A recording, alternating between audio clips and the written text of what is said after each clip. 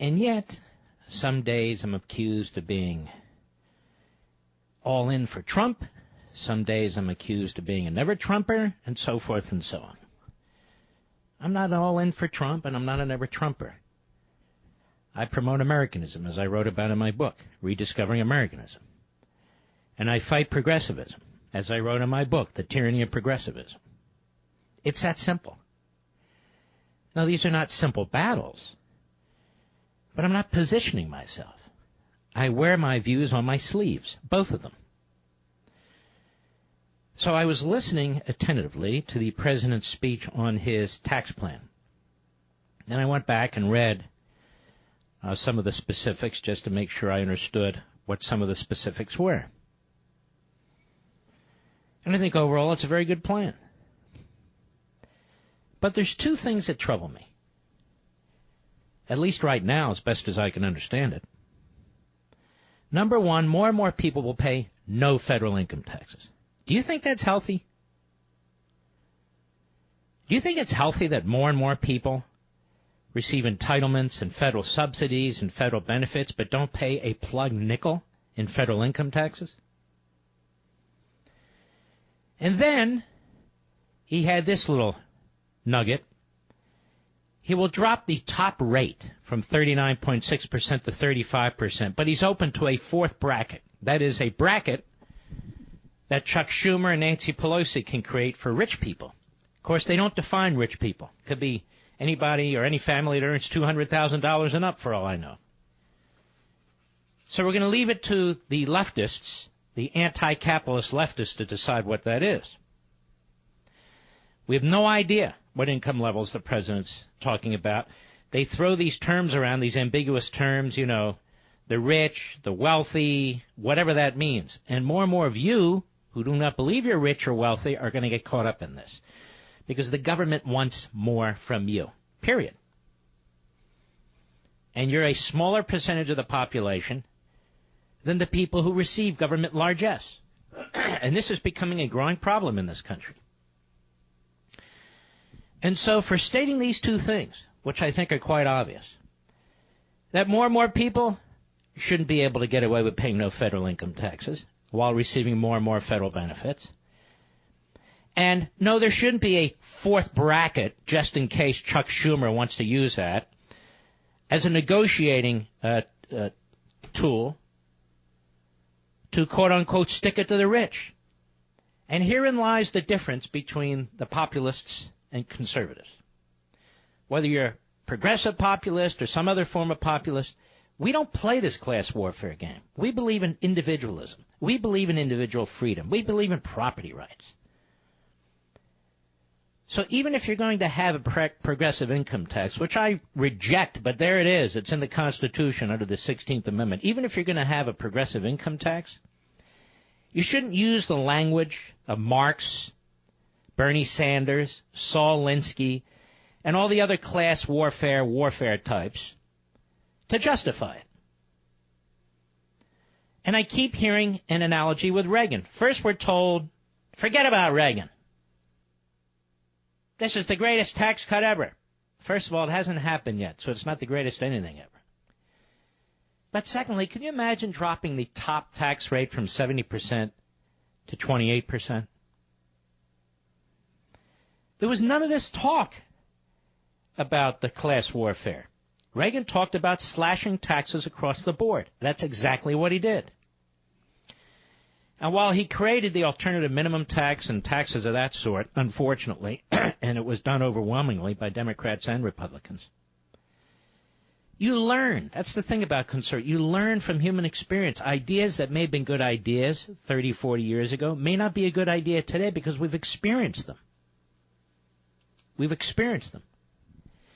Another thing I notice is the president had originally proposed as a candidate dropping the corporate tax rate from, to 15%. Now they've already pushed it back up to 20%. That's not a lot less than 25%. And so you're negotiating against yourself. You shouldn't go to 20%. You want to negotiate it down to 20% over time with people like Schumer in order to get it through? I get that, but why would you negotiate with yourself and drop it to 20%? Mark, we got to stick it to these bum corporations. Really? Folks, corporations are pass-throughs financially. I mean, they create things. That's why you have jobs in corporations, many people. And the corporations can be small, medium, or international, multinational. But if a corporation pays more in taxes to the federal government, it invests less in capital. It has less capital to invest in R&D, in infrastructure, in product development, and on and on and on and on. It has less money to pay in salaries, to pay in bonuses, pensions, because the government's like the mob. The government gets the extra percentage. And we know from report after report after report by various government watchdog agencies, that the federal government wastes, give or take, $125 billion a year. And that stuff never gets addressed. Never gets addressed. Because you don't ask the mob to clean up its act. Right? So we get this class warfare stuff. So there's this fourth bracket. Obviously, Chuck Schumer's going to grab a fourth bracket. And we keep talking about these are tax cuts for the middle class, rather than saying we believe in tax cuts for everybody across the board. That is, people who actually pay taxes. Across the board. But we don't hear that. We hear there's going to be a fourth bracket. So even if we hear this is the most sweeping overhaul since Ronald Reagan, no, there's little poison pills in here. And if the president and his advisors and his surrogates on TV and radio think that they're going to mollify Schumer and the Democrats by playing this class warfare game with a fourth bracket and more people not paying any taxes, they're dead wrong. Don't they ever learn? Don't they ever learn? I guess the answer is no.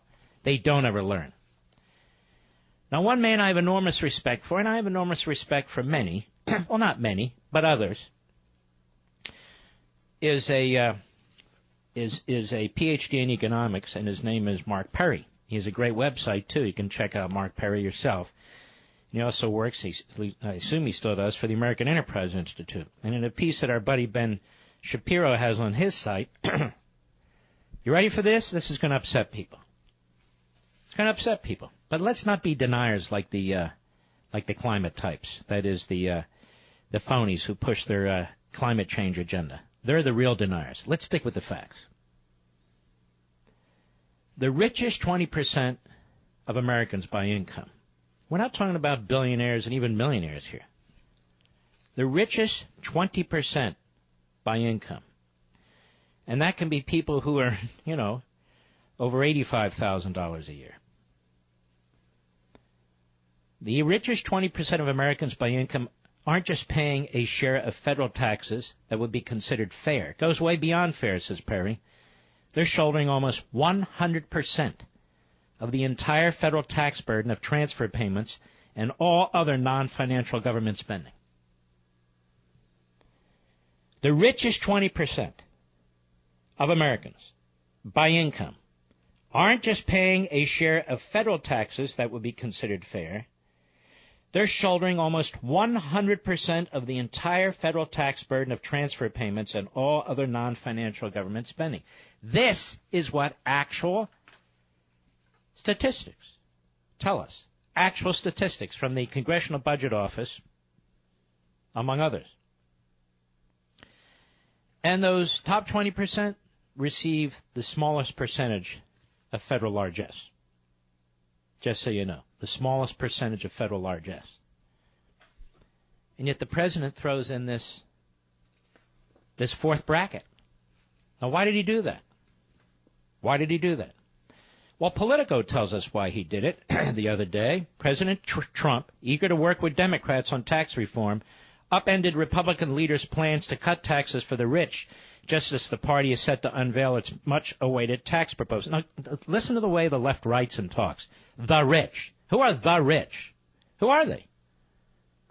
Many of you fall into that category, and you're not rich. Or at least you don't think you are.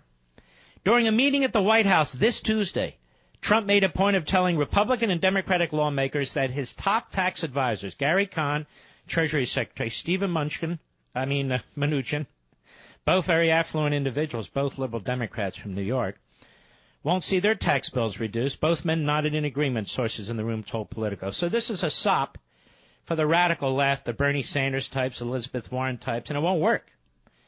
Because they're already all over TV telling us that what Trump has proposed is tax cuts for the rich, and he screws the middle class. They do this every single time. Every single time there's an effort made to allow you to keep more of your money and the government to keep its hand out of your pocket. They did it with Reagan. They did it with Bush. They always do it. This is a mantra to be expected. But here's the point. If you play the class warfare game, it becomes increasingly more difficult to fight the class warfare game. Now, they want to compare this to Reagan. Reagan didn't play the class warfare game. He wasn't an economic populist nationalist. He had spent decades in the public sector, in the private sector, as a private citizen and as a public official, crisscrossing the country, speaking to small groups and large groups, speaking privately and to the TV cameras about capitalism. About capitalism. I hear people talk about economic growth. We need economic growth. Well, why don't they defend capitalism? Why don't they object to class warfare propaganda? We can't win that argument. We don't even want to win that argument. It's about Americanism and capitalism when we're talking about tax cuts. It's not about populism and progressivism. It's not about class warfare. It's about talking to all Americans as human beings, talking to all Americans as individuals. Stop assigning them fictional organizational titles created by the Internal Revenue Service. Stop assigning our fellow citizens fictional group titles assigned to them by politicians and public relations firms. I don't know about you, but when I work, I'm not working for a class or a group or whatever they try to impose or project upon us, and neither do you. Neither do you. These are phony categories they stick us in. It is a Marxist mentality that we need to reject.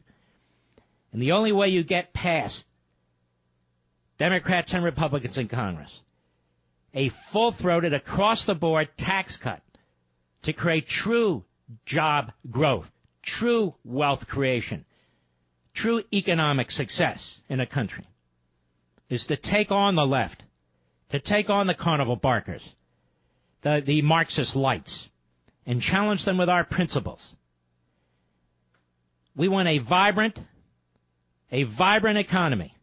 You get a vibrant economy by unleashing the American people. The so-called rich, the so-called middle class, the so-called upper middle class, so-called blue collar, so-called white collar.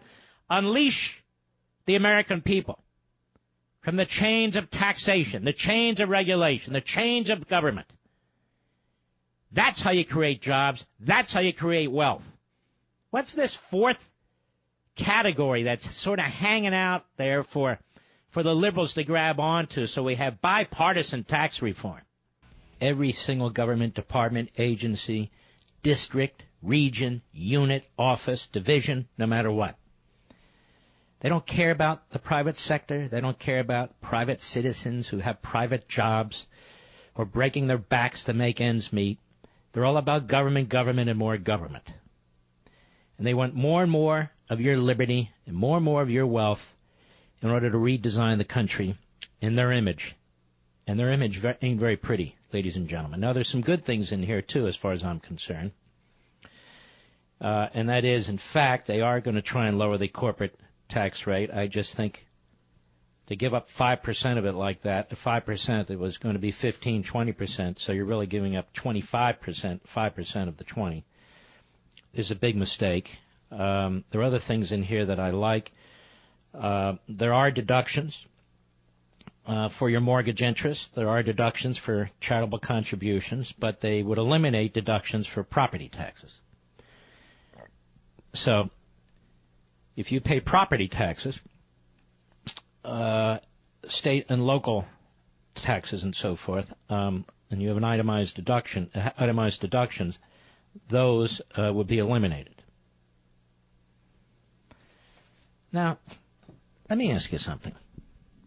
I can see eliminating things like that if you're going to go for the big brass ring, a national flat tax,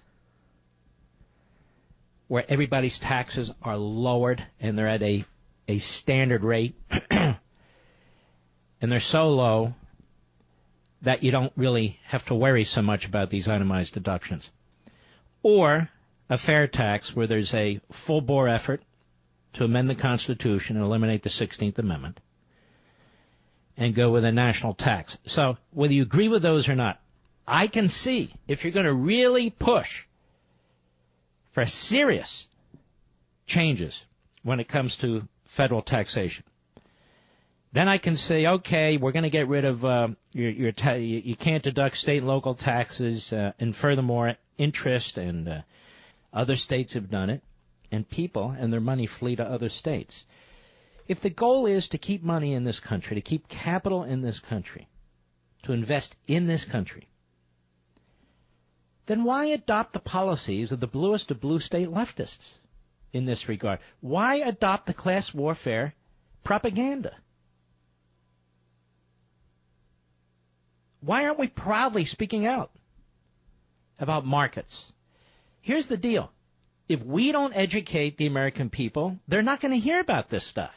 They're not going to hear about it from the media. They're not going to get in most colleges or universities. They're not going to read about it in most newspapers. And they're not going to hear about it from Democrat politicians, certainly, and most Republican politicians.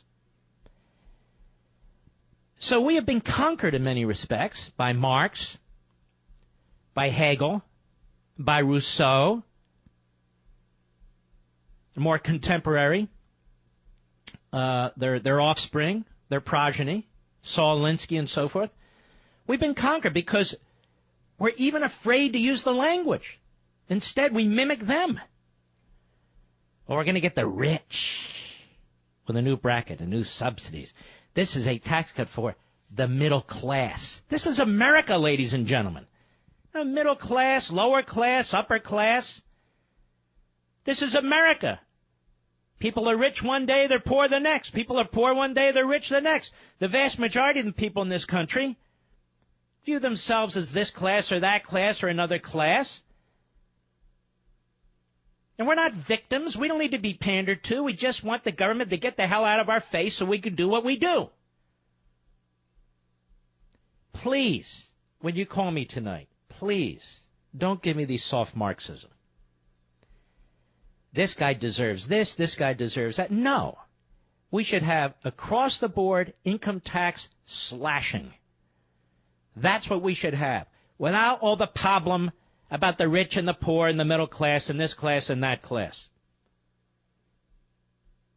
This mentality is just destructive. It's absolutely destructive. And when I hear Republicans and so-called conservatives, pseudo-conservatives, using the language of the left, there's nothing more frustrating. Nothing.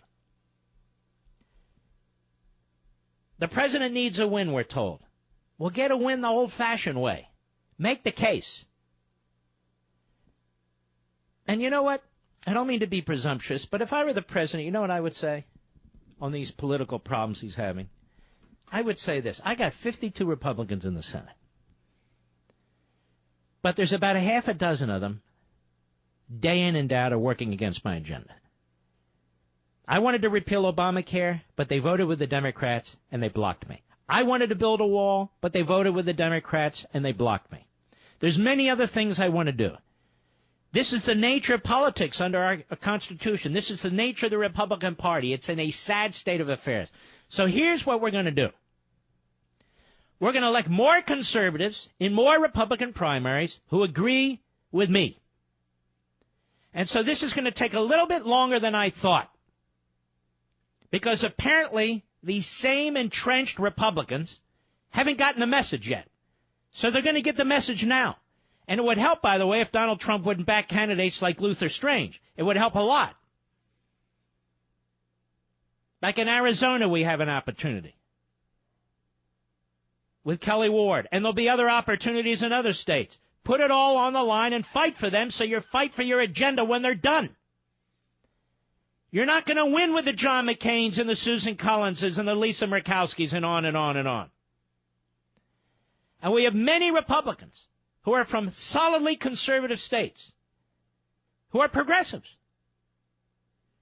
I don't care why they are, but they are, and they must be defeated. If he wants a majority, he's got to go out there and get it.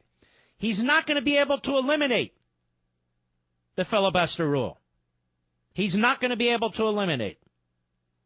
Whether you agree with it or not, he's not going to be able to do it. You need a supermajority to do it. Just get 55, 56 Republicans. Make sure the new ones coming in, a substantial percentage of them, are conservatives who will back the conservative part of your agenda at least. And then you'll get your agenda through, at least big chunks of it. But I can tell you already, you're going to have Susan Collins and Lisa Murkowski and John McCain and this one and that one. Nah, there needs to be more of this and more of that and more of this. And they're going to be talking about redistributing wealth and less tax cuts and, more of the same crapola that we get from these Republicans all the time. All the time. And just make the case. And then there are these Republicans who just fill seats, like this guy John Thune from South Dakota. Stands for absolutely nothing. Nothing. Absolute rhino. And there's more than that. Trump's talking about backing Orrin Hatch if he wants to run for his 417th term. Now, why the hell would you do that? He lied to us 5 years ago. He lied to us. Now, why would you support him when he's not going to lead on the president's conservative agenda items? So there's a lot of stupid politics going on here and bad decisions going on here if you want to advance your agenda. Now, that said, we are going to line up behind this Trump proposal if there are aspects of it that are seriously wanting. Mark, get 80%. No, it's not about 80%. As I say, there are a number of good things in this proposal. But there are a number of bad things in this proposal. What is this surcharge on the wealthy with this fourth bracket hanging around out there? And what do they mean by wealthy? Can somebody give us a definition? Is it a two-income family? What is this wealthy? I want to know what it is. Who are they talking about? There are people in this country who are wealthy, quote unquote, but they're not billionaires and they're not millionaires. Maybe it's a two-income family and they're earning $200,000 a year, or $189,012 a year, or $311,000 a year. They're paying a hell of a lot of taxes, a lot of taxes. And as Dr. Mark Perry pointed out, who I referenced earlier in the program, the top 20% income earners in this country, and we're not talking about all billionaires and millionaires, we're talking about a lot of people who are in far less than that. Maybe 100,000, 120, 150, whatever. They're carrying the load for this country. Virtually 100%.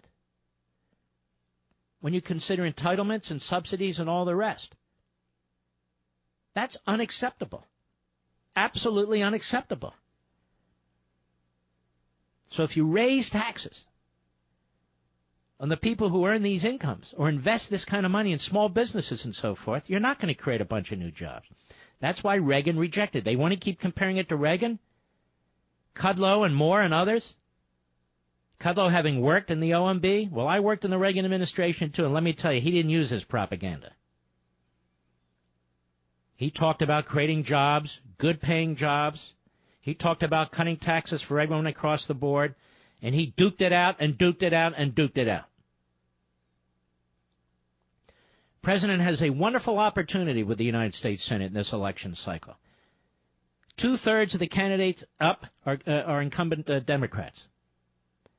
And already a guy like Corker has announced he's not going to run. Okay, now get involved in the selection process in Tennessee and find a conservative who's a capitalist who will support your agenda, Mr. President, on these conservative items. Go for it. And there's going to be others who don't run. Others who don't run. And don't allow the headlines in the New York Slimes and the Washington Compost and all the liberal kooks who show up on cable TV and the rest influence you about what's going on here. Here's the New York Slimes. Trump proposes the most sweeping tax overhaul in decades. Now, many of you might be cheering that. But this is not written for you. This is written for left-wing Democrats. That's a whistle, a dog whistle out there. Stop them, stop them. We don't want the most sweeping tax overhaul in decades. For us, if you're going to have a surcharge on wealthy people, whatever that means, the wealthy businesses, small business, whatever that means, or fourth bracket, whatever that means, that's not the most sweeping tax overhaul in decades. That's a tool that will be used by the Democrats to undermine this whole process. Anyway, again, there are several good things in this proposal.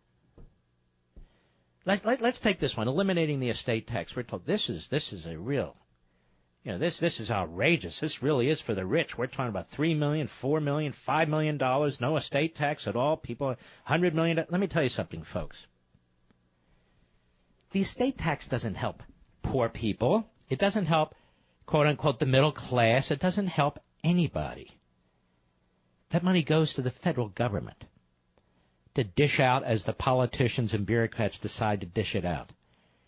It's not like somebody pays 40, 50, 60% total in estate taxes, and it goes to, the Red Cross or the Salvation Army or for saving dogs or going to, veterans. That's not what happens. It goes to the mob. And then there's a moral issue here. When you die, You've paid all these taxes that they're trying to get their hands on. This is nothing more than a wealth tax. Right at the end of, when life is over, you've created all this with your hands, with your mind, with your capacity, with your ability. For your family, you want to leave it to your family. You know what the federal government is? No, you leave it to us. Now, of course, they clothe this. And again, the Marxist propaganda. What, tax cuts for the rich? What about the poor? It had nothing to do with the poor. Nothing.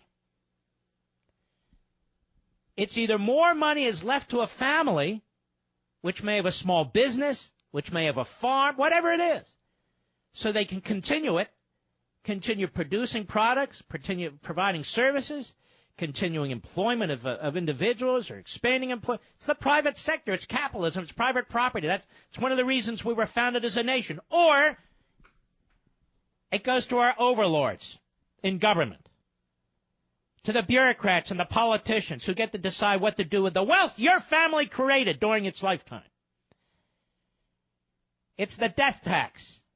That's why we call it the death tax. It's one more way to screw the American people. Now, if you're not in a bracket, quote unquote, that is affected by that, you might say, well, what do I care? Because you're an American. That's my point. Forget about the class warfare. What's right is right. What's moral is moral.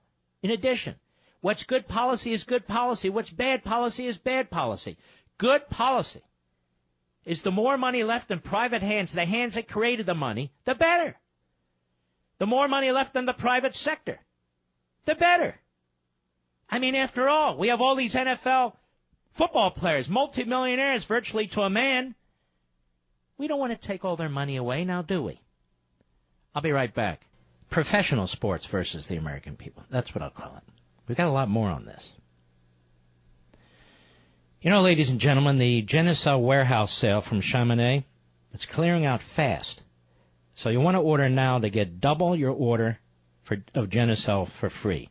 Genucel is a natural plant stem cell treatment with advanced peptides for the pesky bags and puffiness under the eyes.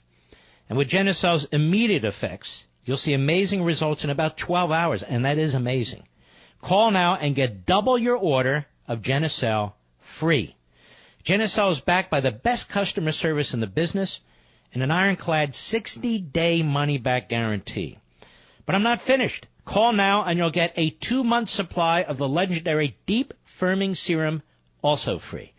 Call in the next 20 minutes and get a free 2-month supply of Esotique RF, which is Chamonix's most popular wrinkle treatment free.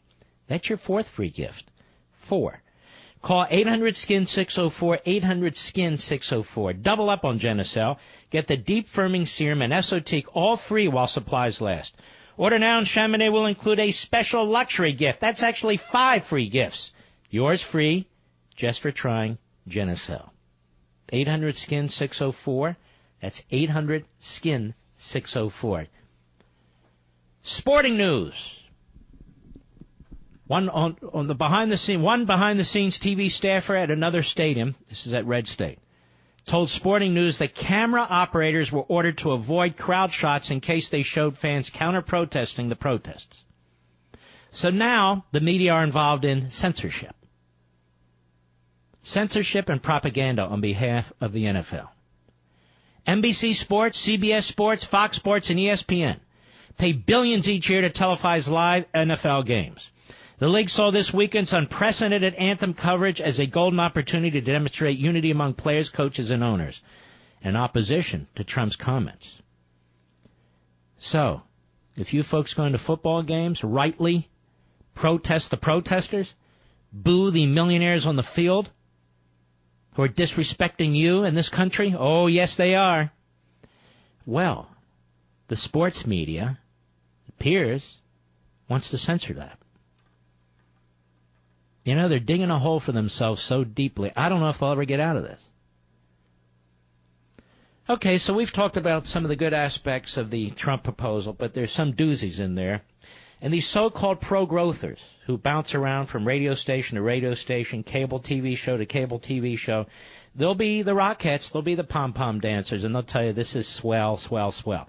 Well, a big chunk of it is swell, but a big chunk of it's not. Then they're going to tell you, yeah, half a loaf is better than none. Not when you're talking like Marxists.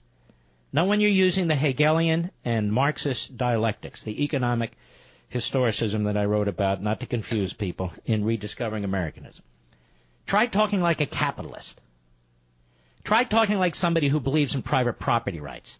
Try talking like somebody who believes in individualism. You're going to hear them go on, you know, for the middle class, this is really great. Soon as they utter words like that, you know they've lost their way. Substitute the phrase middle class with American people. For the American people. You know, for the middle class. No. For the American people, boys and girls. Now, hey, for the middle class. Now, the rich this and the poor that, then you know you're dealing with knuckleheads. All right, let's take a call. Mike, St. Clair Shores, Michigan, on the Mark Levin app, a trucker. You sure you're not a billionaire or millionaire, Mike? No, sir. I live paycheck to paycheck, and I'm so honored to be with you on a radio once again. Thank you so much. Thank you, Mike. Thank you, sir. Couple things here. First of all, in my personal opinion, consumer confidence is what truly sparks the economy. When people have a jingle in their pocket, they spend their money. I mean, you could see it locally in Detroit when the big three give out their profit-sharing checks. People spend like crazy. You could go back to Obama administration when Apple phone came out with a new phone that people were lined up around the corner to buy or spend $700 a phone. And that particular month, the consumer confidence was through the roof that month. And of course, the left was saying, oh, look, he's... The way you get 80% or half a loaf is fighting on principle. Fight for 100%. Then you might get 80% or half a loaf. But if you're fighting for half a loaf or less than 100%, you're not going to get crap. You're going to get butkus.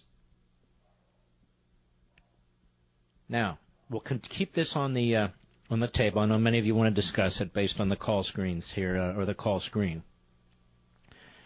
But I want to circle back again to what we were discussing yesterday. Professional sports versus the American people. There's an outstanding piece by our buddy Daniel Horowitz. And it has a provocative title, but I'm going to read most of it to you so you can process this yourself. It says, Black lives actually don't matter to the NFL on the left. Black lives matter. Violent crime, black victims are at highest level in 25 years. And he writes, lost in the imbroglio over the NFL's disrespect for our national anthem is the irony of the original impetus for Colin Kaepernick's antics. Players are protesting supposed police brutality, while new data shows there's a growing epidemic of violent crime in America, which is likely the result of dissuading police from proactive law enforcement work. Sadly, the biggest victims of this rebounding, African Americans. Where's the protest or outrage over violent crime in inner cities rather than the police response to it? It's hard to overstate the importance of yesterday's release of crime data from the FBI showing a second straight year with rising violent crime. After plummeting for 23 years, and we can thank Obama and Holder and the rest of the left for this. After plummeting for 23 years, violent crime rose in 2015 and again in 2016, bending the only positive social trajectory we've witnessed over the past generation. According to the FBI, violent crime rose by 4.1%, and the murder rate spiked by 8.6%, the single greatest year increase in 25 years. Also, while the murder rate spiked in all city-size groups, it skyrocketed by over 20% in cities with over 1 million people. This after increasing by a similar rate in 2015. While the overall violent crime rate is still relatively low compared to the 70s, due to the quarter-century-long decline, the rate has now climbed back to 2012 levels, setting us back 5 years' worth of progress. These latest numbers demonstrate that the 2015 increase was not a blip on the radar, but a likely trajectory change. Unlike most other statistics, which fluctuate from time to time, this new trend is very alarming. When violent crime drops every year for over 2 decades, there are clearly some fixed and inveterate macro factors are at play. While criminologists disagree over the causes behind the drop, more aggressive policing and tougher sentences are undeniably a major part of the equation. But whether one believes the great crime reduction miracle is the result of tough-on-crime laws or other sociological reasons, it takes a pretty transcendent countervailing factor to reverse this 23-year trend by even a small percentage, much less a significant increase. This is why it's dishonest when some major media outlets tout the fact that crime is still relatively low compared to the pre-90s era. There's been a generational sea shift in violent crime that is almost permanent. Of course, it'll take many years of dismantling law and order to return to the pre-Giuliani days. Do we really want to wait for another few years of spikes in crime to pull the fire alarm? It's hard to deny that the war on the police over the past few years has affected policing practices and performance nationwide. Also, the chickens of the endless criminal releases and leniencies and sentencing sweeping the nation are coming home to roost. As we observed last year in our series of articles on the effort to promote jailbreak and conservative review, now is the worst time to begin rolling back all the factors that led to the miraculous decline in violent crime. Which is why having Jared Kushner work with the left on criminal justice reform is another disaster waiting to happen, on par with his collaboration with Senator Dick Durbin on amnesty. Thus, it is clear that the Black Lives Matter war on police has done more to fuel crime than any other factor this generation. Why does it hurt the most? The very lives for which they claim to care. Well, according to the Wall Street Journal, in 2014, 698 more blacks were killed than whites. And that's according to the FBI statistics. In 2015, 1,185 more blacks were killed than whites, according to the same data. Well, based on the new tables in the FBI's Crime in the United States report, 1,305 more blacks were killed than whites in 2016. That is simply an astounding statistic, given that blacks comprise just 13% of the population. And the trajectory has gotten worse since the inception of the war on the police. It's not the result of police brutality. This is the result of the war on the police and preventing them from addressing the real issues plaguing American cities, black-on-black crime. There were almost 1,100 more black murder offenders than whites, even though they comprise a fraction of the population. Blacks killing blacks. We could shut down every police department in America, and all it would do is lead to more bloodletting for everyone, but most devastatingly, for black communities. Even if we were to accept the premise of the Black Lives Matter movement that all 16 unarmed blacks shot by police last year were not in self-defense, that accounts for just 0.002% of the 7,881 black homicide victims, the overwhelming majority of whom were killed by black criminals, not whites or police. What we are seeing today in popular culture, protesting the police, is akin to protesting the firefighters instead of the arsonists. Do black lives really matter? If they do, the hard data show incontrovertibly that the Ferguson effect, dismantling the police and the criminal justice system in inner cities, is the most direct way to ensuring that their lives indeed don't matter. Perhaps we, alongside NFL players and perpetually outraged BLM groups, should take a knee for the missing 7,881 black victims of 2016, and just not during the national anthem. It really makes this take the knee during the national anthem even more outrageous. It's not only thoroughly disrespectful to this country and the men and women who fight for it and fought for it, and the men and women who protect us in our streets and in our communities, but look what they're taking a knee for. Anti-cop, anti-system, anti-law and order.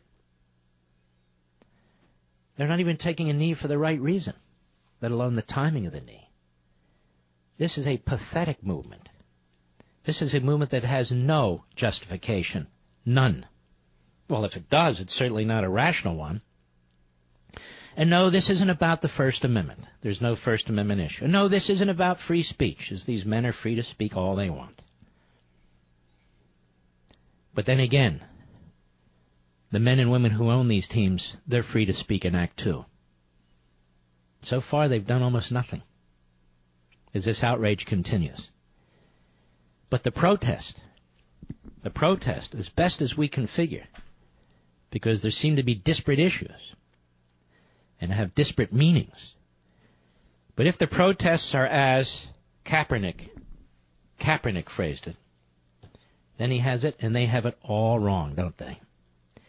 The police aren't the enemy. The criminals are the enemy. In the majority black communities, the vast majority of murder is black-on-black murder. How about we take a knee against that? I'll be right back. How is it possible that they are interpreting what's taking place for us and telling the rest of the nation? They don't know us. They don't want to know us. They don't want to be among us. It's an amazing thing. And by the way, I have a message for the big media out there, the New York Slimes, Politico, the Washington Compost, all the rest. Why don't you do a little bit of fact gathering before you burp up your stuff? Now, what am I talking about? This is just me here, little old me speaking. Don't throw my name with a whole bunch of radio hosts who are out there beating their chests, when in fact they have very few affiliates and a very small audience. I mean, I'm tired of this. It's just bizarre. There's certain hosts who have massive audiences that have 300, 400, 500 affiliates, who are on satellite radio, who are on apps, who are on millions and millions of iPod downloads. And this isn't to put anybody down, but why put my name in with them as if they had some huge influence with the Day Brat election when they don't even have an affiliate in there, or they have some huge influence in Alabama? So it's just mind-boggling to me, all the false reporting, the false narratives, the positioning, and the myths that are pushed out there. It truly is. I know you don't care. I don't much blame you for not caring. All right. We've got a number of things on the table, and there's more I want to get to. There's just a lot going on out there, and I think it's important. Let us go to Mike, Staten Island, New York, the great WABC. Go. Great one. It is truly an honor to speak to you. I just want to quickly thank you and say I really appreciate your steadfastness as a constitutional conservative. You really are a bedrock in crazy times we live in, and it's really refreshing to hear your voice every day and kind of keep me on a right path. That being said, I am a police officer, have been for almost 10 years in New York and New Jersey. I work for the Port Authority Police.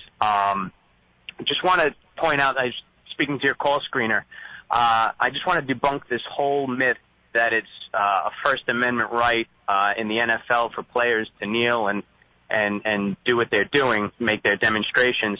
I, as a law enforcement officer, am not allowed by the NFL restrictions to bring my duty weapon to a game. It is against their policy. They will not let me in the stadium. I would have to check it somewhere. I cannot take it to a seat in any NFL stadium across the country because I've researched it. I looked it up.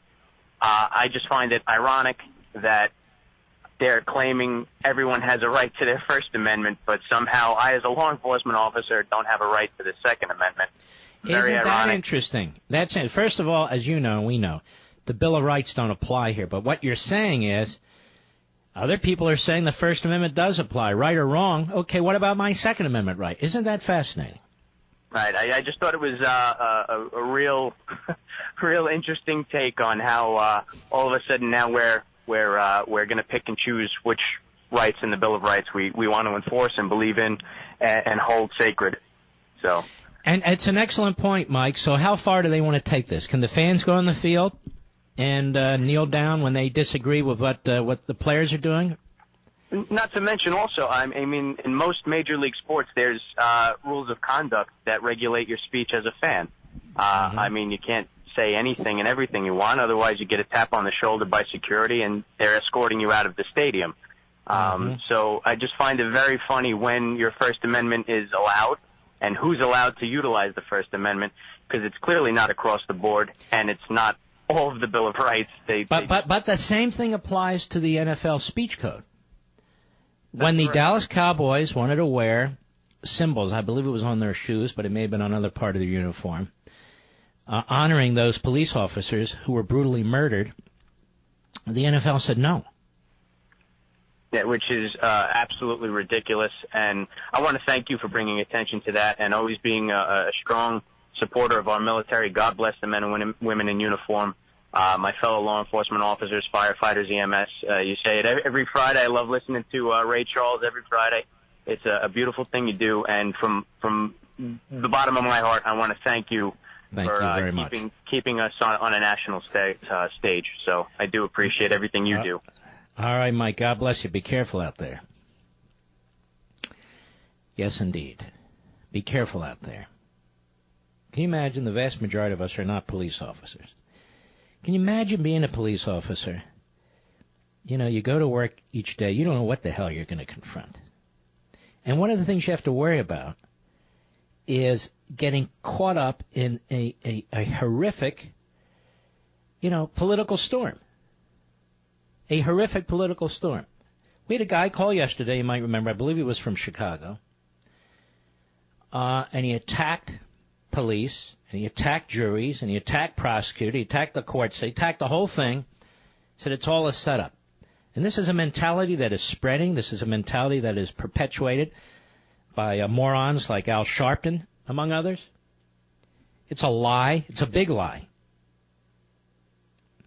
And it undermines our society. Let us continue. Jerry, Passaic, New Jersey, the great WABC. Go.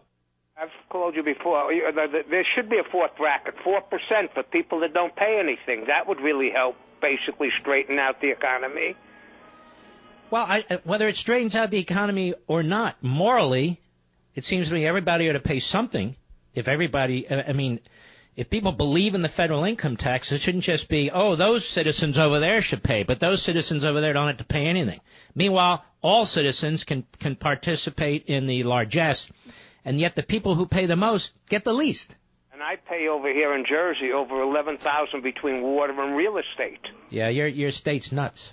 And by the way, that's why half of New Jersey lives in Florida, just so you know. Well, I'm contemplating moving to either the Carolinas or Texas at some point because I'm getting sick over here. Because I'm self-employed, and whatever I have, I put away my own money. Yes, but when you pass away, apparently the government's going to get a big chunk of it. Because, you see, otherwise you're among the rich and you don't deserve it. I mean, that's basically what the left is all about, right? Yeah, if they want to find other money, there's places to find it. They don't need to find other money. Cut the size of the damn government already. Thank you for your call. Money, money, money. Donna Frederick, Maryland, the great WMAL. Go.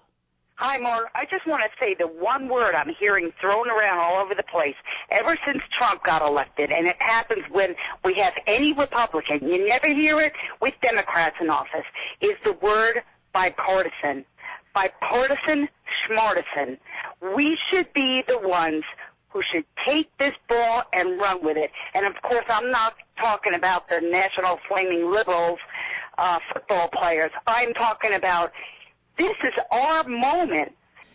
And a buddy of mine who retired from the military as a colonel, we saw him the other day, and I saw he was wearing a CT shirt. And I put my hand on his, shoulder, and I said, "So you like CT shirts too?" He said, "Mark, I love them. It's the only shirt I buy." Now, folks, they're the absolute best shirts around. You really need to check out these CT shirts. If you want to try them, because once you do, you'll never go back to some random shirt off the shelf of a department store. Plus, CD shirts come in custom sizes, so you're not messing with ill-fitted sleeve lengths or neck sizes. It's time to step up your game and look your best, so I got you a special CT shirts deal. CT shirts are British-styled using the softest, most exquisite fabrics ever. Work or casual, tie or no tie, and I don't like to wear a tie, but you can. Tucked and untucked. When you're wearing a CT shirt, you look great, and you know you look great. So here's the deal. One CT shirt normally costs $100, but right now, you'll get three shirts for just $99. That's 60% off. And CT shirts come with free delivery, a 6-month quality guarantee, and free returns. Now listen to this. Free delivery, a 6-month quality guarantee, and free returns. You're not going to get that from some department store. If you hurry, $99 gets you 3 amazing CT shirts. Now, here's how you do it. And by the way, great gifts. Great gifts. If you ladies want to get your husband or your boyfriend one of these shirts, I'll tell you what, they are great gifts. Go to ctshirts.com/Levin. It's that simple. ctshirts.com/Levin. One more time. That's ctshirts.com/Levin. Levin. These are great shirts. You'll know it when you get them. It's a great deal. A great deal. And remember, CT shirts come in custom sizes. You don't have to mess around with the sleeves and the neck. They don't fit and so forth. And you know you do when you buy shirts elsewhere, right? But it's effectively 60% off. You get 3 shirts. And that is a great deal as far as I'm concerned. So I'm going to be ordering another 3 myself very, very soon. Like tomorrow morning. All right. Joe, Washington, D.C., the great WMAL. He likes the estate tax, or the death tax, as I call it. Go right ahead. Hey, Mark. No, thanks for having me on here. And it's my great pleasure. Go right ahead. No, I appreciate it. And, I think it's important if you want to do your job of informing your audience about the intricacies of the estate tax. Yeah, it's really important. Yeah, it's really important that you point out the massive exemption that's involved here. And go ahead. All right, let's slow down. You must be a lib the way you talk. First of all, let me finish, and I'll let you finish. The massive exemption, that money belongs to a family. Exemption from what? So what? Somebody's already paid taxes, multiple taxes on that property, on that money, and then when they die, I told you I'm going to let you speak. Here's what you libs don't understand. This is called a conversation. What are you going to do? Take a knee now, or are you going to let me finish? You used a word that I find preposterous. You called it, they get a massive exemption. Pal, it's called wealth creation. Once I've paid my taxes, and this is for everybody, once I have followed the law as a good citizen, and I invested in a business or in a farm or put it in the bank, the government comes back for more. There's no exemption unless you live through the Internal Revenue Code. The Internal Revenue Code isn't the end-all and be-all. The Constitution is. The Declaration is. Individualism is. Liberty is. Now go ahead and tell us where we're all wrong. No, I don't think you're wrong at all. And certainly we can use the legislative process if you feel as though the estate tax or your listeners' view, it's largely improper. I just wanted to make the point that a married couple gets a $10.9 million exemption, meaning that if their estate is worth less than that, they're not going to be subject to this tax. And so what? Excuse me. Let me finish, and then I'll explain why this matters. So, well, tell us quickly. You just had a very nice person call in from New Jersey, and you said, he's going to have to pay the estate tax. I guarantee that if you look at your Nielsen data. Well, first of all, New Jersey has a horrific estate tax. Have you ever looked at New Jersey's estate tax? No. We're talking about the IRS here and the federal income tax. All right, go ahead. So I'm sure that if you look at your demographic data and the income data of the average listener that you have. Who cares? That's not what we do here, sir.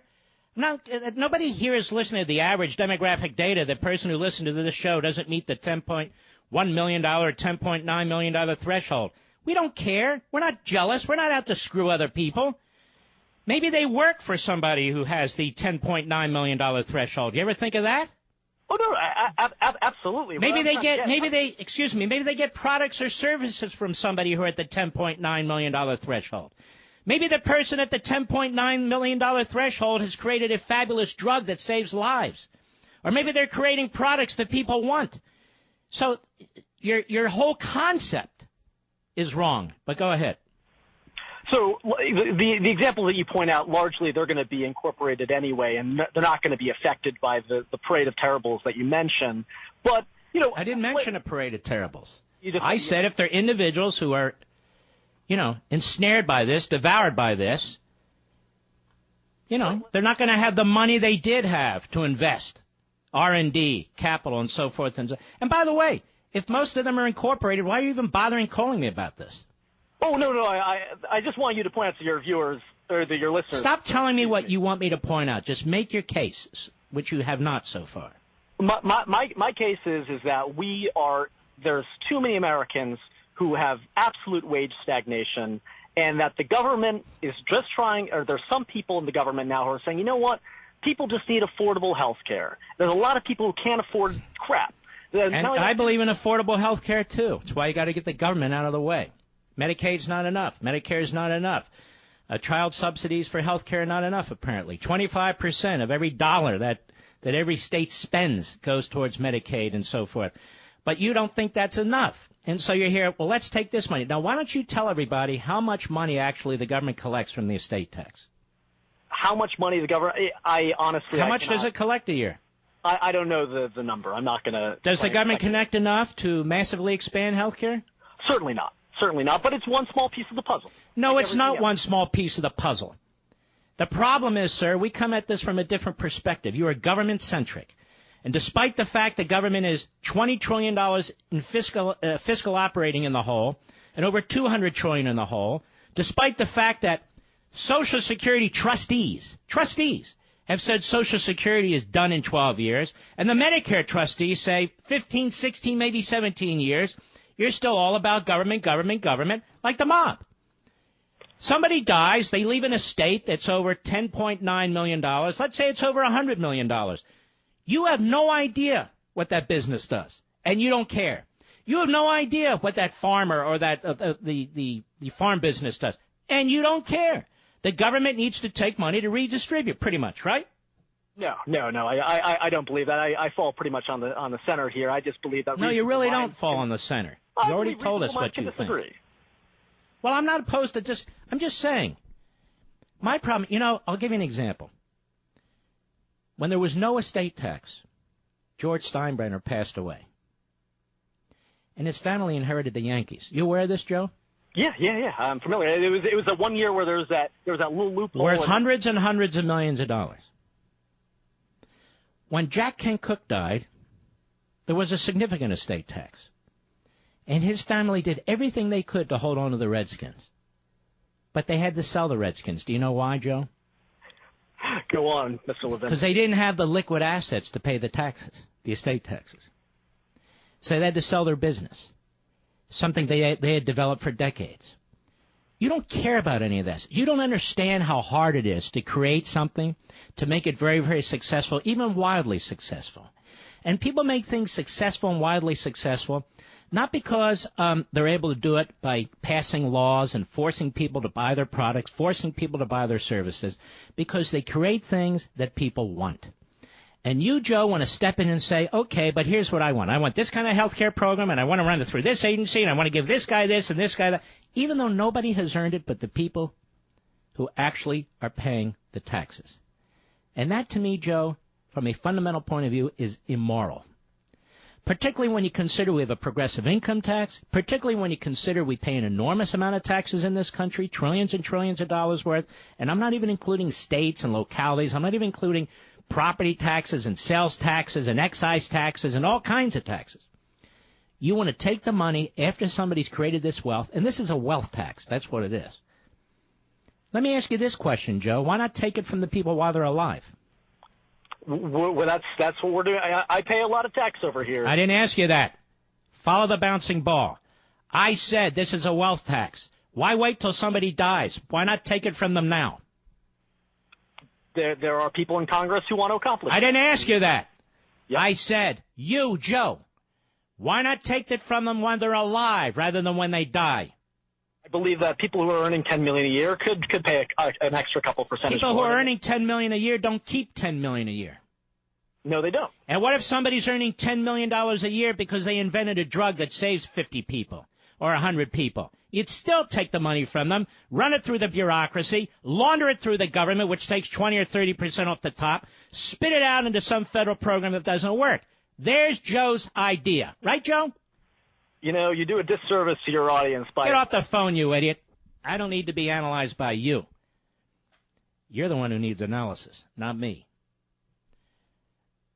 He's upset, you see, ladies and gentlemen, because he lost. I love doing this. Love it. Richard, Tri-Cities, Washington, the great KFLD. Go. Mark, great to hear your show. I love it. Thank you. The NFL thing, these Yes, guys sir. are entertainers. I don't think they should be allowed to voice their opinion taking a knee on national television. Well, They're hold on. Let me entertainers, just tell you this. They're allowed to do it as long as their employer allows them to do it. Exactly. Can't stop 'em. Well, the other thing too about the employers, okay, they do have a lot of restrictions on them and everything else. But you know what? I hate to go this way with it. Let's start with O.J. Simpson. Let's go Michael Vick. Let's go Ezekiel Elliott. Go what? What are you talking about? The percentage of... All right, thanks for your call. I'm not going where you're going, bro. You can call somebody else. Let us go to Robert on Long Island, the great WABC. Go. Take my call, Mark. You're a great American. Thank you. You can call me Denali. That's okay. No. I actually kind of disagree, but agree with you at the same time over Trump's tax plan. Okay, I got to hear this. Well, as a conservative, I'm all for lowering the taxes, but at the same time, deleting the deduction for your state and local taxes, especially your property taxes, it's going to be a non-starter between everybody. I agree with you. And so how do you disagree? If you're going to push for that, I said, at least push for a fair tax or a flat tax. So in other words, there's something truly monumental that you're doing that has an enormously positive effect on the vast majority of the American people, and then you can explain it and promote it. And even if you're not going to get it, build the foundation so down the road something like that occurs. But if you're just going to say, you know what, we're going to nibble here, and then we're going to get rid of state and local tax, the deduction for state and local taxes and so forth, you're going to lose a lot of people. I mean, especially when, you know, I live in Nassau County on Long Island, where you have a huge amount of civil servants, police officers, firefighters. I mean, it would lose an election. Not that we should be looking that forward. I'm going to tell you why, because this was hatched in part by a couple of Goldman Sachs guys. It was hatched in part by politicians who really don't spend enough time with their constituents.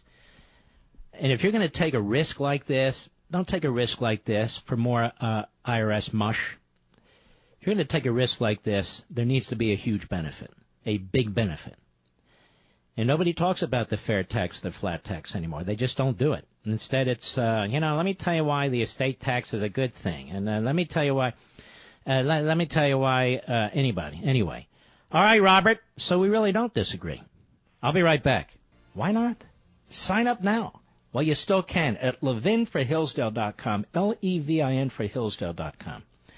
If you didn't care about preserving the Constitution, then you wouldn't be listening to my show, right?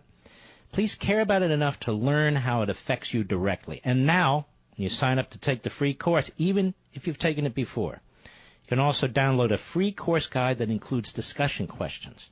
Use the guide for a small group or book club, even with your family. Each engaging video course lesson is under 15 minutes long. Finally, an interesting and easy way to learn about the Constitution and our rights. It's all at levinforhillsdale.com. The course and study guide are free, offered as part of Hillsdale's mission to prepare Americans to defend liberty. And once registered, you have access to and can watch the lessons anytime you want. Pursue truth, defend liberty with Hillsdale College. This offer ends September 30th. That's very soon. I believe today's the 27th. So sign up while you still can right now. Go to levinforhillsdale.com. Okay. Yes, a wealth tax. It'll never end. Well, it'll never end. Doesn't matter if we all pay these taxes or not. As a matter of morality, as a matter of principle, we know where we're heading with these things. We're taking the disagreeables. Bruce, Norfolk, Virginia, the Mark Levin app. Go. How you doing, Mr. Levin? I'm great, thank you. Fine, thank you very much for letting me on your show. I just want to call you real quick, let you know that I support people taking one knee. I support the NFL taking one knee, and I support anybody who's trying to exercise their constitutional rights. What I don't like... Let me ask you a question. First, it's not a constitutional right. This has nothing to do with the First Amendment. The government's not involved. What I think you want to say, or what you are saying, you tell me if I'm right or wrong, is, look, people have the right to speak. Yes, freedom of speech, yes, sir. They have the right to demonstrate. Sir. Okay, and we have the right to denounce them, and we have a right not to watch them, and we have rights too. Now, we're not talking about fundamental constitutional rights here. We're just talking about the right to debate. Tell me something, sir. How far would you take this? People have a right to go on their knee on the field. I'm quite serious about it. Do they have the right to all yell the F word in unison on the field? They have the freedom to do it, but that's not professional. Do they have the right to run around naked on the field? No. Well, why not? Because there's kids out there, there's families out there, and that's immoral. It's not respectful, is it? No, sir, not respectful. Okay, so if people believe that getting down on the knee in protest during the national anthem is disrespectful to men and women who have fought and died for this country, don't they have a point? No, don't sir. they have a point? No, sir. Oh, it's not disrespectful. No, sir. Why not? No, sir. Mr. Levin, they're trying to connect guys who fought for this country and the American flag with the national anthem is propaganda, and it's a... Well, there you go. So they might as well dance on the field naked then, as far as I'm concerned, because if you're saying the flag and the national anthem are propaganda, and they've gotten away with this many, many times, and the people of Alabama said no. We love you, Mr. President. We're going to vote for Roy Moore. We've known him longer than you, but that doesn't mean we still don't love you. And all kinds of people and all kinds of media types and all kinds of operatives have tried to project themselves into the middle of this and come up with these grand statements, how the country will look forevermore, politics has been changed forevermore, this movement's on the rise, that movement's on the rise. No. It's the good old conservative values of the American people coming to the fore. And these values of the American people will never be destroyed. The movement that started in 2010, the Tea Party movement, has never died.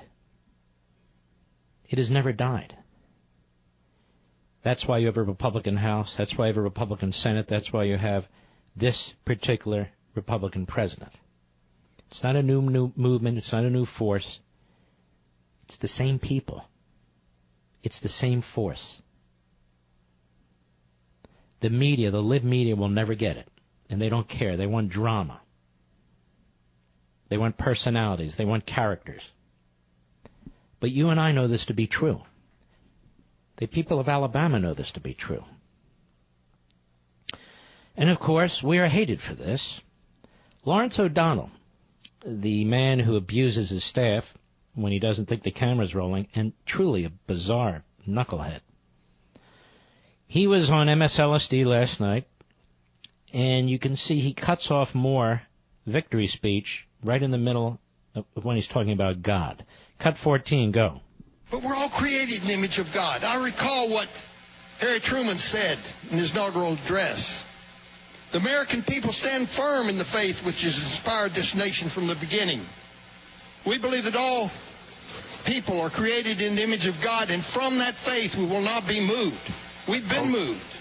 Okay, we're going to come back into the studio for this conversation. What I've been told by the control room is that he has been speaking about God, and about God almost exclusively, with, I think, so far no real reference to his opponent or Donald Trump. Roy Moore, Mike Murphy, Roy Moore has said that homosexual conduct should be illegal. He said that just a few years. It's the kind let's stop. Maybe he said it, maybe he didn't. But I do remember it wasn't that long ago. What was it, 2012, Mr. Producer? When Obama was running for president, maybe it was 2008, whenever it was. When Barack Obama didn't say the same thing, but he said something that should have offended, certainly Lawrence O'Donnell, which was he didn't believe in same-sex marriage. You remember that, Rich? Oh, I remember it. He didn't believe in it. But, of course, he won't be attacked for that. In fact, MSLSD has a person that used to anchor a show. Maybe he still anchors a show on the weekend. I don't know. I don't watch that wasted carbon footprint. It's had some very awful things about Jews, and yet they paid his salary. Remember that, folks? As a matter of fact, Lawrence O'Donnell belongs to a political party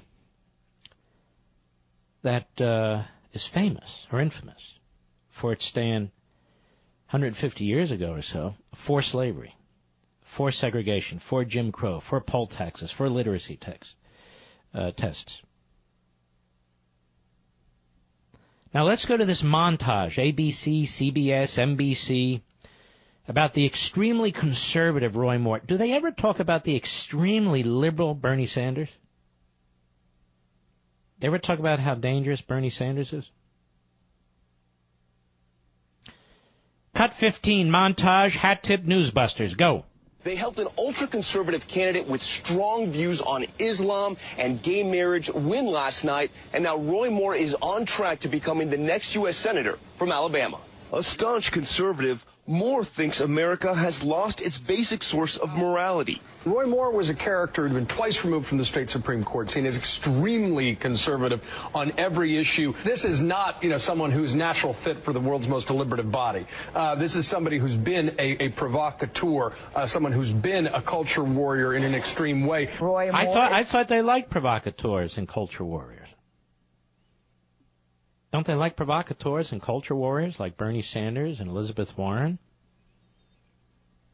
and Al Sharpton? And on down the list. Go ahead. Just right-wing favorite who was thrown off Alabama's Supreme Court twice. Of course, Alabama is one of the most conservative states in the nation, so even with his conservative, extreme conservative views, Roy Moore is favored to win. But it's his extreme views that really set him apart. Moore, revered by social conservatives, tried to rally his core supporters by brandishing a gun at his final campaign event Monday. I believe in the Second Amendment. And he's no stranger to controversy. Hillary Clinton is no stranger to controversy. I mean, her multiple violations of the Espionage Act and her long history of immoral and unethical behavior. And, of course, her big dummy husband, and we know that's not real, but there he is, pretend husband, he was impeached. He was impeached. Wasn't convicted, but he still was impeached. And that doesn't seem to upset the left or the Democrats when they keep trotting this guy out to talk about women's rights and so forth. The man was impeached. Roy Moore was forced off the Supreme Court in Alabama because he stood for what he believed in. Whether you agree with him or not, he stood for what he believed in. And he suffered the consequences, unlike these football players who don't suffer any consequences. He stood for what he believed in. Why is it then Again, whether you agree with what he said or what he did or what he stood for, it's not secondary, but I'm not discussing that right now. Why is it when the left does such things, it's okay? How many times has Luis Gutierrez been arrested for demanding open borders, for demanding citizenship for illegal aliens? Probably so many times we can't even count them. Yet they don't talk about Luis Gutierrez, who's been arrested repeatedly for illegal conduct, who's a left-wing extremist. Oh, we never hear about Luis Gutierrez, do we? So it's very precious, isn't it, for the media? This extreme right-wing conservative extremist, this conservative, he's way out there, this radical. But when it comes to the Democrats, Bernie Sanders has a proposal. Free health care, free college, wealth tax. And he's supported by 45% of the Democrats. Not a Marxist. Clearly is a Marxist. Not a radical, not an extreme, none of those things. And, of course, Lawrence O'Donnell's very upset that the candidate who won, Roy Moore, keeps talking about God. Keep talking about God? This is MSNBC. We don't talk about God here, even though we have a minister, so-called. I believe he does it. Does Sharpton do a weekend show for them or not? Do you know, Rich? Oh, he does it. Do you know what time it's on? Does a Sunday show. Here we have a preacher who never talks about God, or very rarely. Nothing weird about that, is there? No. And so we have to cut him off at MSNBC because we have so many important topics to talk about, which, of course, all have the same thread, which is to attack America, to attack American values, to attack the American belief system, and, of course, when the camera's off for Lawrence O'Donnell, to attack his crew. They're going to stand in unity, which started as an outright disrespect of our national anthem, of the American flag, of police officers, and, of course, by implication, the military. Because those flags, as you know, they adorn caskets of those who fought in combat and have died, the veterans who die. They are flown at Arlington National Cemetery. I have seen parents in particular, but also spouses. From time to time, I go over there unannounced. I just go to pay respect. But a small American flag on that gravesite where their loved one is buried. Now, these are young men and women of all backgrounds, all races, who've died at a very young age for the most part, serving this country. They didn't take a knee. They volunteered. Some of them were drafted. But they went to war. They went to combat. And they must have been scared to hell. Can you imagine? But they were tough. They were courageous. These are the people who believe in free speech. Not millionaires, narcissists, pretenders and posers who draw the attention of other pretenders and posers in the media and on the left, who lecture you and me about how we need to be tolerant about free speech when it is you and I who they have no tolerance for whatsoever. Whatsoever. They castigate us, they degrade us, they try to humiliate us, we the people. These football players, they're not renowned or famous because they've done something important. They don't do anything they say they stand for. Unless, of course, it's on the weekends. Doesn't interfere with practice or with the game. It's pathetic. It's a joke. That national anthem to us, that flag to us, represents us. The country is us. It's not some thing. It's not some object. We're a great country because we're a great people. Not a perfect people, but a great people. One of the problems is, ladies and gentlemen, the ignorance that is on display is taught as a form of indoctrination in our high schools, in our colleges and universities, in our popular culture. The people who despise this country have the upper hand. And now they're demanding that we comply with their contempt for this country and their contempt for us. And we're not going to comply. You see, we're a free people too. And if they take a knee, we'll take a walk. You know, I've had a great honor. It's been a great honor for me from time to time to go to a football game, particularly the Redskins. And I've gone on my own, and I've also been invited into the owner's box. It's been a great honor. I've enjoyed it immensely. I've enjoyed meeting wonderful people, patriots, as a matter of fact. But I have to stand united, too. United with you, my listeners, my viewers on Levin TV. United with my parents and my family. And as long as this goes on, I'm not going to any football games. I'm just not. I'm not telling you to follow me. I'm not following anybody. You do what's in your heart and your soul. But I just can't stand it. I cannot stand it. I cannot imagine being at a football game and watching this. It just takes the joy out of it. Now, the football games I've been to, I must say, they've been very patriotic. I think Dan Snyder, as a matter of fact, the owner of the Redskins, is very patriotic. He's a very good man. But I'm not talking about any particular owner.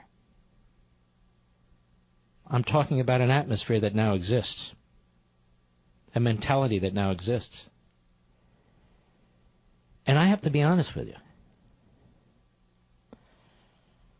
I can't go to Arlington Cemetery and at the same time go to a football game when these players are kneeling. I just can't do both. So I won't go to the games. Period. I just won't. I'm not leading a revolution. I'm not leading a boycott. I'm not asking you to join arms with me or anything of the sort. You and I are free spirits and we're free people. We're not members of some big union where we all have to think the same and speak the same and act the same. We tolerate different views. And look, if they want to use a football stadium that way, they'll use a football stadium that way. I don't think there should be a color guard there anymore. I don't think there should be any flyovers by any jets in any of our military services. I don't think there should be any of that.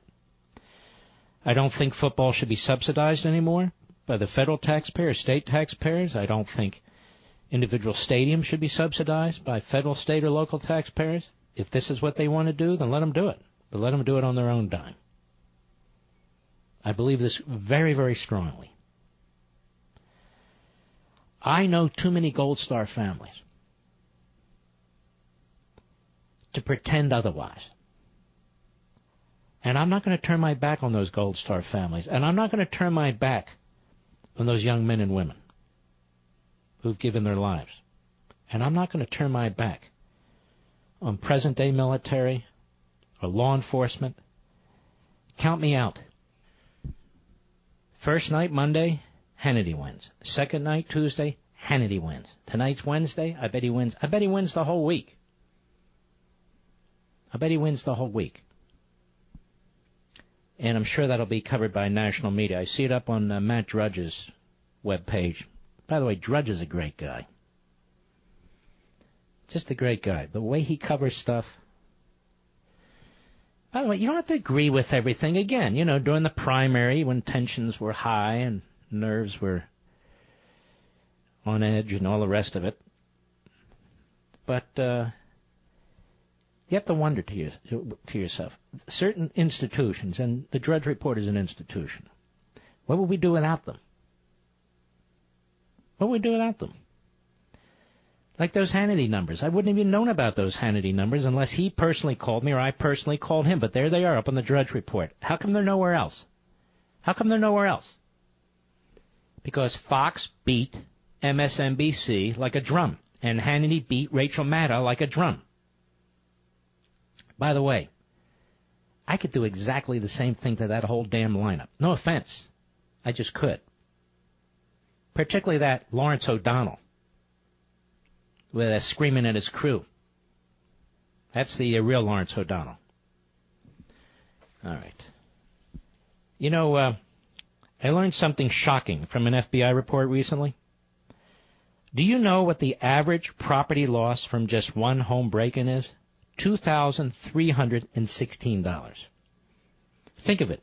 One burglary, over $2,000. Now, if you tally up all the burglaries in this country, it's worse.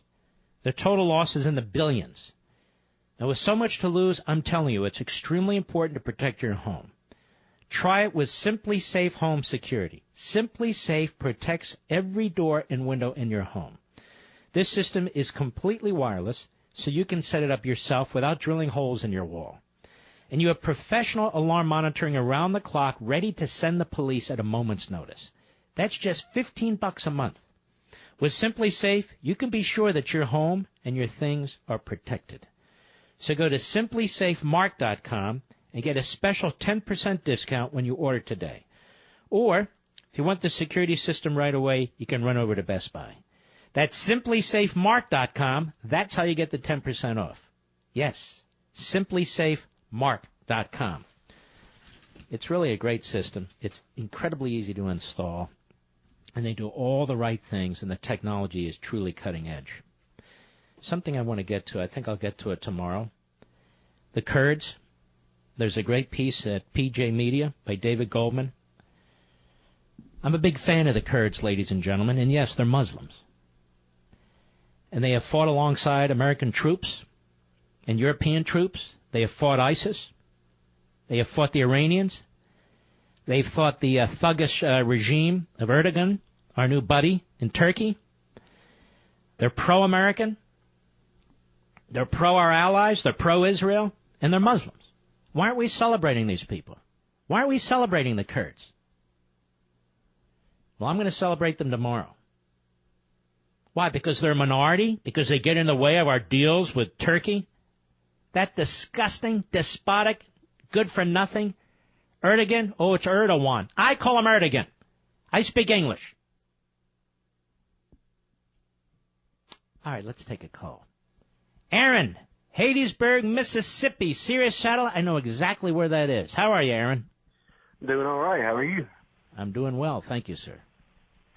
Well, I just wanted to call and, tell you thank you for doing what you're doing. I have Sirius XM. I have a subscription with Levin TV, and frankly, I use your TV show almost on a daily basis. And well, you're very kind. You're going to get in trouble. Yeah, probably. But you know what? If teaching the facts gets me fired, then that's a worthy cause to get fired for. I'll find something else to do. Well, I may represent you if they do that, but go right ahead. I'm fairly resourceful, I'd like to think. But, it was very, I guess, ironic for me because this whole week I've been going over the executive branch of the Constitution, Article 2, with my seniors, and the argument about the Electoral College came up, and I happened to watch your episode last night, and it was perfect timing. And so I played it for them today after we, did our book work and all that kind of stuff. And, whether they actually pay attention or not is debatable at times, but, they don't get these facts like they should. And it's like I tried to explain to them. I said, the public education system has failed you. And I'm part of that system, and I'm putting my own butt on the line by saying it. But the reality is you're being taught snippets of it, and you're not even being taught anything about the Constitution in regards to American history until your senior year when it comes to American government, and then it's shoddy at best at that point. And these different articles, the separation of powers, the three branches of the government, their roles and responsibilities, what they can and can't do, these kids don't know anymore. I mean, to be honest with you, I'm 26 years old, and I had to figure it out for myself for the most part. And by the way, I had to figure it out for the most part by myself. Right. I mean, it's like I've tried to tell them, you've got a lot of bozos up in D.C. Just because they have an MD or PhD or whatever behind their name doesn't make them smart individuals. Mm-hmm. They just spend a lot of money to get some initials at the end of their name. Mm-hmm. Now, yes, I have a master's degree and a bachelor's degree, all that good stuff. But my bachelor's degree is in coaching. My master's degree is in general education. Mm-hmm. Everything I know constitutionally, I took the initiative and did the research myself. And that's the best way to do it. Right. And I went through a phase where I didn't care what was going on. I cut off the news. It just did nothing but frustrate me. Mm-hmm. I wanted to ignore it. But the fact of the matter is, once you get a real job and you start paying taxes and you see how much money is coming out of your paycheck that goes to pointless study programs like putting a fish on a treadmill to see how well it can walk. It's absolutely pointless. You look at Social Security, how much money you're putting into that, and I might as well use it to start a fire. Because the retirement age will be, if I'm lucky, 80 when I retire, and Social Security will be bankrupt at that point because disability comes out of it. So as a result, you have more people withdrawing than putting in. But let me ask you this. You like Levin TV, right? Because I get into these areas and we try and take our time to address things sometimes that are out there that need to be addressed in real time. But other times, I'll say to my crew, you know what, we're not going to do that. I want to talk about the Electoral College. Or you know what, we're not going to do that. I want to talk about something else and so on. That format allows me to do that from a TV perspective. Right. Maybe I should go on Fox. You think I'd be good on Fox? I mean, you would, but they would put so many restrictions on you, you probably wouldn't be able to do everything you wanted to do. Yeah. All right, Aaron. I appreciate your call. Very gutsy teacher. Damn it, I meant to give him a book, Rediscovering Americanism. You can call back. I don't know that you'll get through, Aaron. Let's continue. Let's go to Alan, Bridgewater, Virginia, on the Mark Levin app. How are you, Alan? Oh, it's an honor. I grew up 15 minutes from where you grew up. I'm 15 years older than you. Where? Outside of Philly? Yeah, Lower Abington Township, just above Rockledge. Wow. I know well, of course, I know exactly where that is. Yeah, I grew up in Cheltenham, and my Fox Chase. That's right. And my parents had a little store on Old. Go ahead. It's next to St. Basil's Academy near Jenkintown. But anyway, I'm 75 on Constitution Day, just passed, and I remember VJ Day.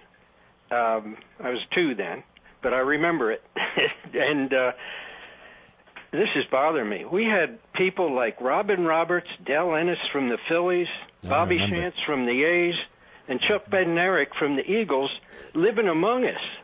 They were our heroes. They weren't anything like these guys today. Nope. My father played handball every week with Chuck Bednarik up at the Abington YMCA. You know, they were just folks. They cut their lawns. We'd be riding by on our bikes. They'd be out there cutting their lawn. They're nothing like what we're dealing with today. And I'm glad I grew up when I did. It is really sad. It is really sad. And these guys take a knee. And the other thing is, I will say this. I don't care if people get angry at me. I feel like as a group, not as individuals, but as a group, the athletes were more patriotic then, too. Excuse me, definitely. They would leave their careers for 3, 4, 5 years at a time. Man was in World War II and called back. He was on Big Top. He was the clown that went down. His head would go down every Saturday on Channel 10. And it said Big Top on top of his head. He looked like Emmett Kelly. But he did all the, between... This is, for the rest of the country, this is local Philadelphia TV. Go ahead. But anyway, and he was a Marine Corps pilot, along with Ted Williams. And he was in the Second World War, and he got called back to the Korean War, just like Ted Williams. These were people that were around us. They weren't all stuck up. Nope. All right, Alan, I appreciate it. And most of these men at that time grew up dirt poor. Nobody handed them anything. I don't care what the race was or is. They were dirt poor. Many of them came from nothing. Some of the greatest athletes ever. And many of them died with nothing. And so it is very frustrating for some of us. I'm 60 years old now, and others, that gentleman was 75. It's very frustrating for us to see what's going on today. And we don't need lectures about it either. We don't need interpretations. We know exactly what's going on. All right. Oh, I have to take a break. We'll be right back. Through his family-owned Houston-based company, Blindster.com. That's Blinds, T-E-R.com. And that guy, well, he's a great entrepreneur, Kyle Cox. He started the entire online window treatment industry. Now, some of these big companies are trying to copy him, but they can't. Kyle's a man of incredible character. He's got vision. He stands by hardworking Americans who place their trust in him, who spend the money, and who just want an honest deal. You'll always get Kyle's personal fit or free guarantee. If for any reason your blinds don't fit, even if you measured incorrectly, Blindster will make the new sizes needed for free. You only pay shipping. Kyle treats every customer like he treats me. And since he's my buddy, he also gives my listeners a whopping 40% off your entire order of quality blind shades and shutters. Look, if you can use a tape measure and turn a screwdriver, you can install custom-made window treatments too. Blindster.com. Enter promo code MARK at checkout for 40% off your entire order. That's Blindster.com, Blinds, T-E-R.com, promo code MARK. All right, let's go. Guy, Vidalia, Louisiana, Sirius Satellite, go. Good morning. Well, good afternoon. How you doing? I've been listening to your show for a few days. I really enjoy your show. My wife had a big kick out of it. Thank you, sir. Oh, yeah, I'll start off. I'm in the service. Hold on now. She didn't tell you to shut it off, did she? Oh, no. She didn't tell you that guy yells too damn much, did she? No, she's an Air Force brat. Her father was in Vietnam during and he was in the Air Force, won the Bronze Star. So she. Oh wow. She bleeds red, white, and blue. Amen. That's wonderful. She is so disgusted with these players, and I understand. Merle Haggard sang a song years ago. If you don't love this country, leave it. Let this song be a warning. And when you talk about our country, man, you're walking on the fighting side of me. Mm-hmm. And people need to realize this country is not falling apart because of Donald Trump. Mm-hmm. We're the people that voted these people into office. We're the people that control it just by saying our voice. I mean, that's enough. They need to do their job and take care of the people that they were. Let me ask you a question, Guy, for the liberals out there. What in the world has Donald Trump done as president that's so horrible? What's he done that's so horrible? He has pointed out our faults, but he's also trying to make it better. I mean, if he's right with telling these owners to make these guys stand. But in terms of his policies, he hasn't done anything that hurts anybody. No, he's trying to fix it, and they won't let him fix it. That's right. They can't control him. That's what they're afraid of. That's why they want Donald Trump to win. They can't control Donald Trump because he has no allegiance to anybody but America and the people that are here. I don't think he's racist by any stretch of the imagination. None whatsoever. All right, Guy. Listen, my best to your wife, okay? Yeah. All right, God bless. Be well. Candy, Mount Pleasant, South Carolina, the great WTMA. Go.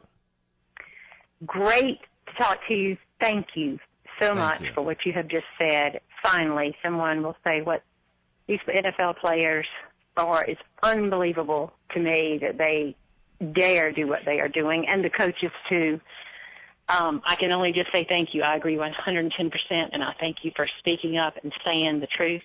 I have no need to watch football ever again. Like you said, that's not important, but it is important someone start teaching respect to people. They're not teaching respect to our kids. And I just can't believe that coaches or any of them would dare not stand for the American flag. And I just you raise an important point, Candy. If you're going to bring your kids to a sporting event, whatever the sporting event, and the players disrespect the anthem or the flag or the country, you're probably not going to want to go back with your kid, are you? Absolutely not. All right, Candy. You take care. Thanks for your call. Rich, Charlotte, North Carolina, Sirius Satellite. How are you, sir? All right. How you doing there, Mr. Mark? I'm doing great. Thank you. All right, awesome, man. Like I said, I am a black male Trump supporter from day one because he got up there and he stood the truth. He told the exact truth. Trump has not said one racist thing. I ask people, what has he said that's racist? They can't even tell you what he said that's racist.